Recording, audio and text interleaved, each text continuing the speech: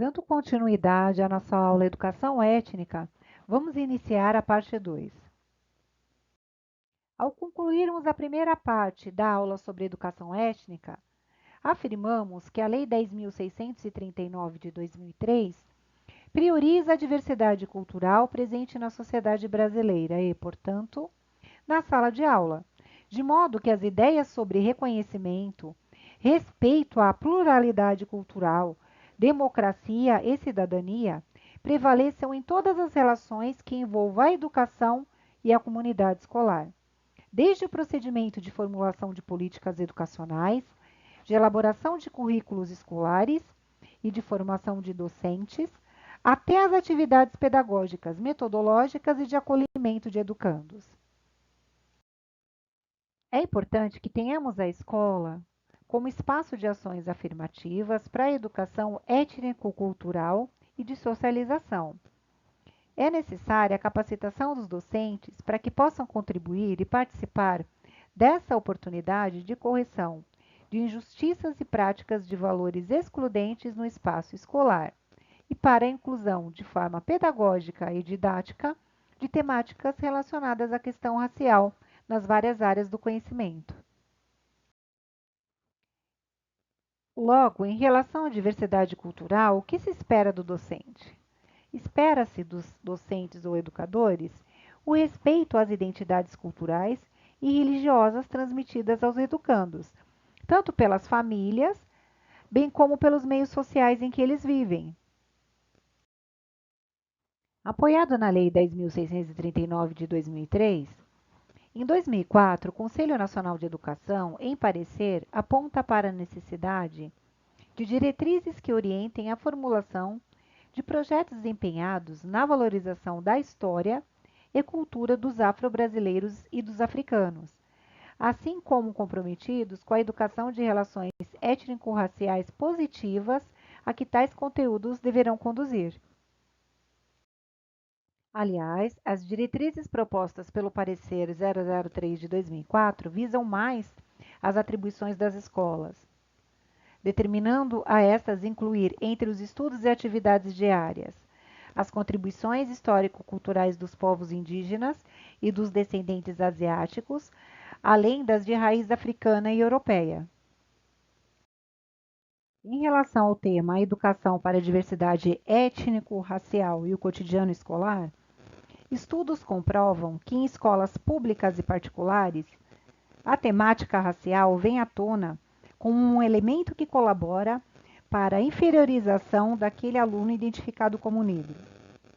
A utilização de apelidos pejorativos para identificarem alunos negros consiste em um ato extremamente frequente nas escolas, o que demonstra que as crianças e os jovens negros estão ainda sob o jugo de práticas racistas e discriminatórias. Os profissionais da educação permanecem cegos em relação ao entrave promovido por eles quando não compreendem em quais momentos suas atitudes diárias acabam por cometer práticas favorecedoras de apenas parte de seus grupos de alunos e alunas. O silêncio da escola sobre as dinâmicas das relações raciais tem permitido que seja transmitida aos alunos uma pretensa superioridade branca. Silenciar-se diante do problema não apaga magicamente as diferenças e, ao contrário, permite que cada um construa, a seu modo, um entendimento muitas vezes estereotipado do outro que lhe é diferente. É necessária a promoção do respeito mútuo, o respeito ao outro, o reconhecimento das diferenças, a possibilidade de se falar sobre as diferenças sem medo, receio ou preconceito. O processo de formação de professores deve estar direcionado para todos os profissionais de educação, garantindo-se que aqueles vinculados às ciências exatas e da natureza não se afastem de tal processo.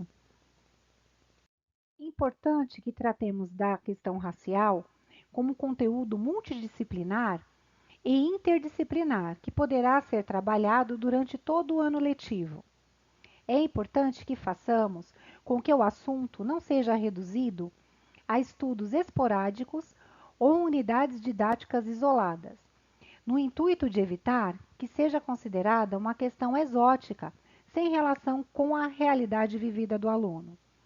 A questão racial pode ser tratada em todas as propostas de trabalho, projetos e unidades de estudo ao longo do ano letivo.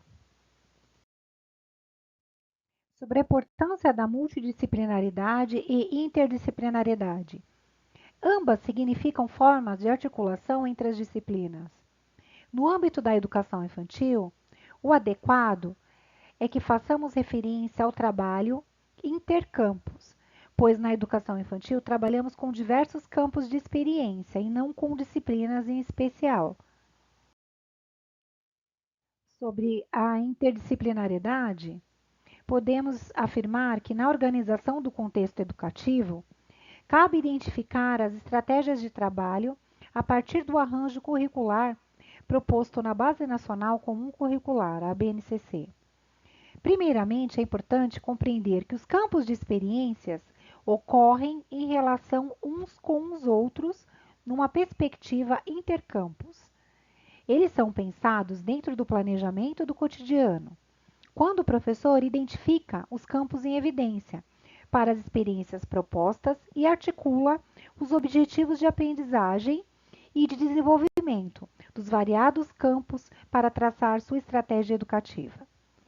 Assim, cria-se um contexto no qual os direitos se relacionam com os campos de experiência, que se articulam com os objetivos de aprendizagem e desenvolvimento. No trabalho interdisciplinar, temos mais de uma disciplina trabalhando com o mesmo propósito. Neste caso, mais de uma disciplina se une em um projeto comum com um planejamento que as relacione. Durante o processo, estas áreas trocam conhecimentos e enriquecem ainda mais as possibilidades. Como resultado, haverá um novo saber menos fragmentado e mais dinâmico. Esta visão dá significado à experiência escolar. A título de exemplo, apresentamos um projeto interdisciplinar nas áreas de artes, língua portuguesa e história. Projeto esse executado e apresentado pelo grupo Malê de Ballet, na cidade de Salvador, executado em uma escola da rede pública, que trabalhou o eixo tradição afro e conteúdos escolares com base na dança e na música do referido grupo. Nesse projeto, as atividades escolares valorizam o negro, a história das revoltas dos africanos escravizados no Brasil e a cultura afro-brasileira, temas presentes nas músicas, nas danças e nas vestes oficiais do bloco Ballet de Ballet. Colocamos a proposta da lei no nosso planejamento porque o tema está ligado à vida dos alunos, averbou a diretoria da escola. Quase todos são negros e nascidos aqui, onde a herança afro está presente na comida, na cultura e na religiosidade, diz a diretora Rosivone Pereira.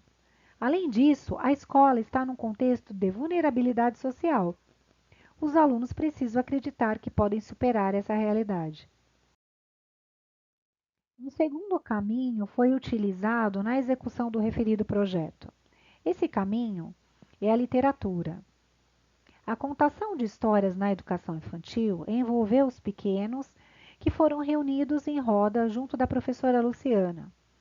Fantoches ajudaram a educadora a apresentar à turma narrativas de personagens negros e lendas, provocando emoção e gargalhadas.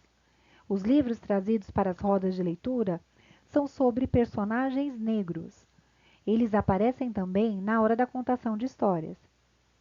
Foram feitos autorretratos pela turma da pré-escola da educadora Cláudia Duarte Oliveira, que enfeitaram as paredes da escola. Eles mostram meninos e meninas com cabelos crespos e enfeitados das mais diversas formas. O referido projeto também trabalhou o eixo reconhecimento e valorização das contribuições do povo negro, visualizando a cultura afro-brasileira com consciência e dignidade, enfatizando as contribuições sociais, econômicas, culturais, políticas, intelectuais, experiências, estratégias e valores do povo negro. Apresentamos algumas orientações para abordagem das situações de diversidade étnico-racial e a vida cotidiana nas salas de aula.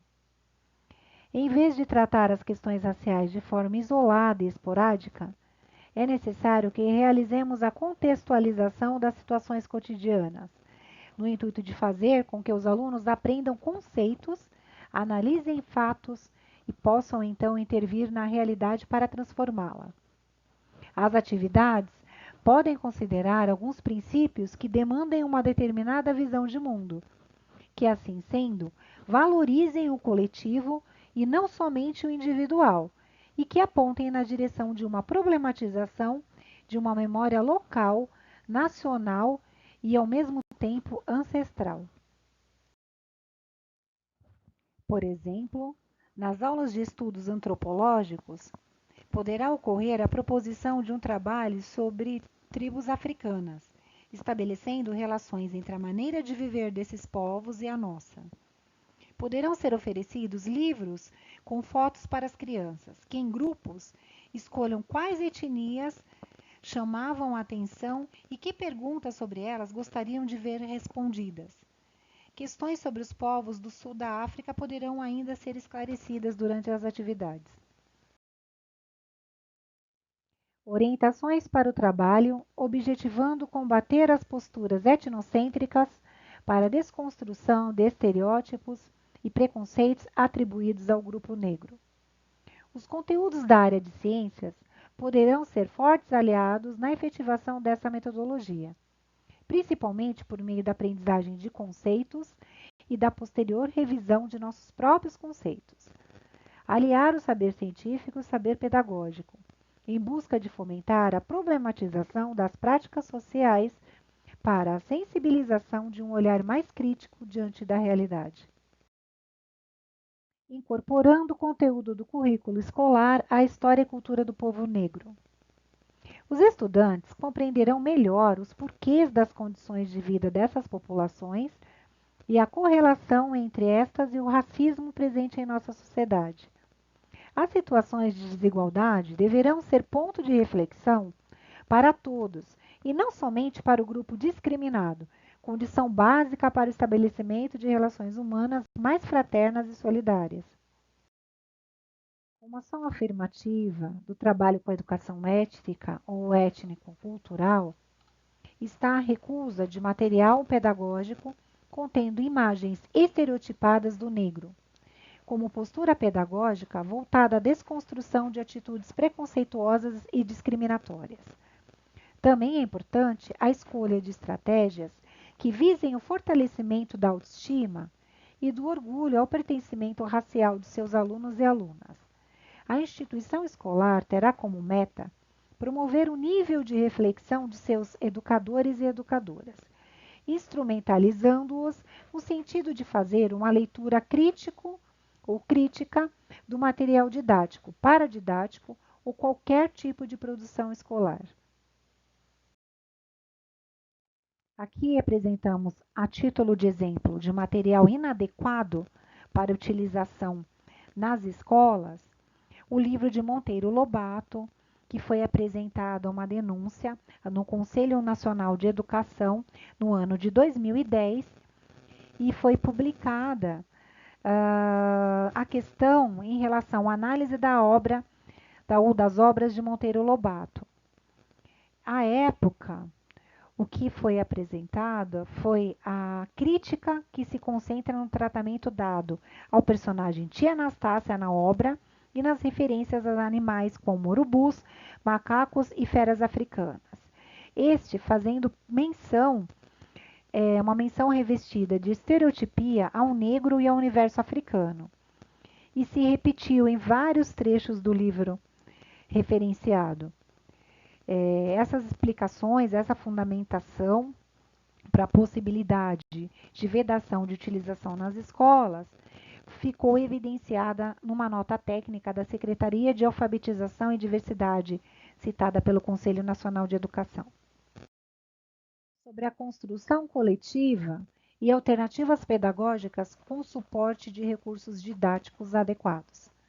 É uma empreitada para a comunidade escolar, para a direção, supervisão, professores, bibliotecários, o pessoal de apoio da escola, os grupos sociais e instituições educacionais. Algumas ações são essenciais nessa construção: a disponibilização de recursos didáticos adequados, a construção de materiais pedagógicos eficientes, o aumento do acervo de livros da biblioteca sobre o assunto, bem como a oferta de variedade de brinquedos, contemplando as dimensões multiculturais. O governo federal vem criando material didático com o objetivo de apoiar os profissionais de educação infantil e as secretarias de educação, objetivando a implementação do disposto no artigo 7º, inciso 5, das diretrizes curriculares da educação infantil, que dispõe que as propostas pedagógicas dessa etapa devem estar comprometidas com o rompimento de relações de dominação étnico-racial. A seguir, apresentaremos algumas sugestões de atividades e recursos didáticos sobre o tema. É importante ressaltar que as atividades aqui propostas apenas obterão o sucesso desejado mediante o planejamento sistematizado das ações a serem empreendidas, traçando as metas e o roteiro a ser seguido pelos professores e pelos alunos envolvidos. Abaixo algumas atividades. Painéis com fotos das crianças da classe usando títulos a exemplo de "Somos todos diferentes, cada um é cada um", "Quem sou eu?", "Como sou?". Confecção de álbuns familiares com fotos ou desenhos, livros de família, exposição de fotos, entrevistas com as pessoas mais velhas, sessão de narração de histórias com os familiares dos alunos. Feira de cultura da turma, com as contribuições culturais que cada família poderá apresentar. Por exemplo, exposição de objetos de suas casas, narração de causos e de histórias. Dando prosseguimento a algumas sugestões. Construção de gráficos e estimativas relativas às diferenças e semelhanças encontradas nas famílias e na comunidade. A construção da árvore genealógica. Confecção de um livro da turma com nomes e seus significados. O estudo das palavras de origem africana que são comuns em nosso idioma, confeccionando um dicionário contendo esses termos. O recontar de mitos africanos, dando outra visão à criação do mundo, o que possibilitará momentos de envolvimento da imaginação e da emoção das crianças. Fazer, quando possível, uma incursão por territórios negros e locais de memória, que tenham sido produzidos a partir de uma participação histórica negra, tais como o centro da cidade, igrejas, terreiros de religião de matriz africana, bairros da cidade, comunidades, favelas e museus. Aqui segue exemplos do trabalho com o eixo valorização das origens por meio da atividade Minha Árvore Genealógica. O docente poderá também pesquisar em materiais impressos e na internet os símbolos e culturas africanas, promovendo a reprodução dos desenhos utilizando a escala. O uso de charges para analisar criticamente fatos de discriminações e racismos também é um recurso, com os quais os alunos poderão fazer analogia com a realidade. Promover reflexões sobre a imagem da população negra representada nas novelas das redes de televisão também é um outro recurso.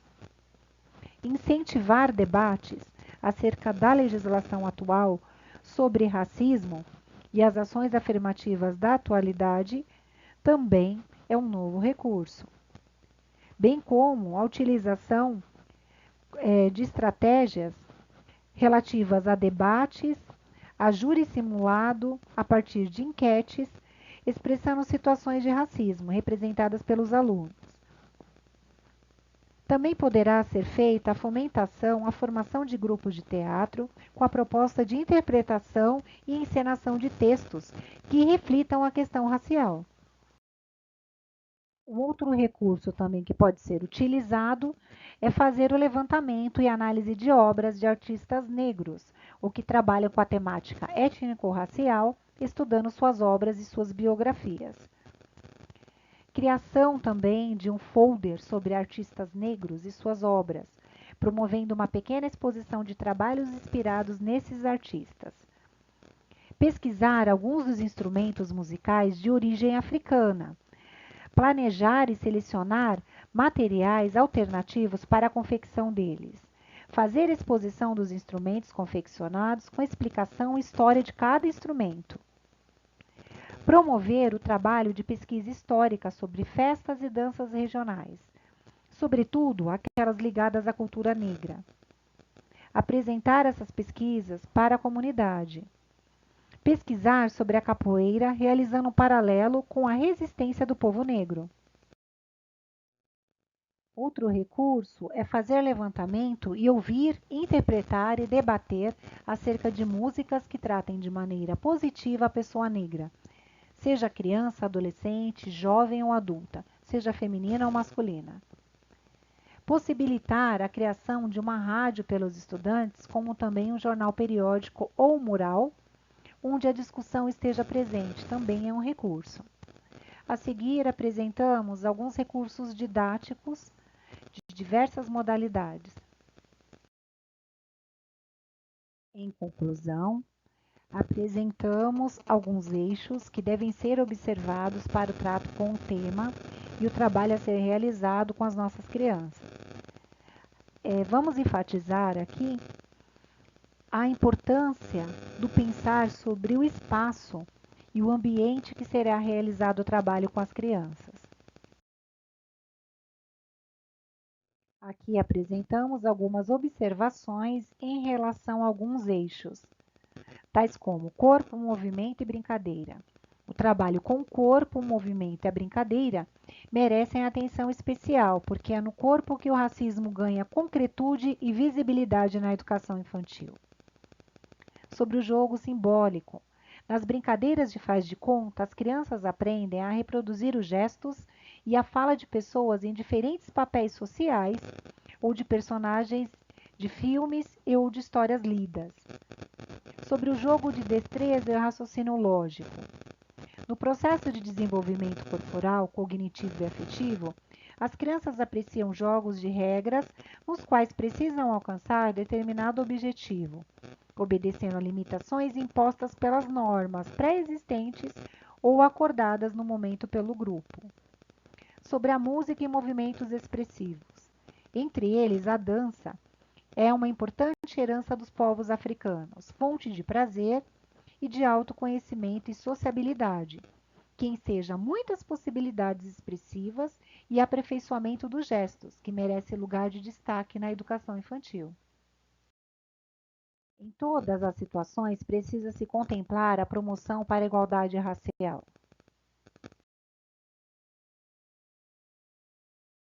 No que concerne à linguagem oral, o acesso aos bens culturais é direito de todas as crianças.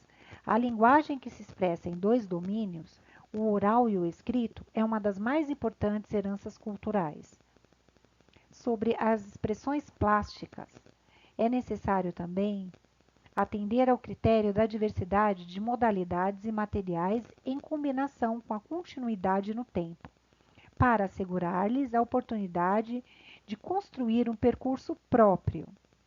Sobre o retrato e autorretrato, é necessário também que colaboremos no desenvolvimento dessa habilidade.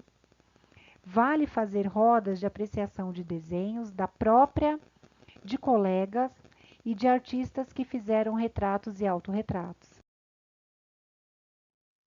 Dessa forma, concluímos a segunda parte da aula relativa à disciplina Educação Étnica e apresentamos a seguir algumas sugestões de material complementar de apoio para aprofundamento do estudo sobre o tema.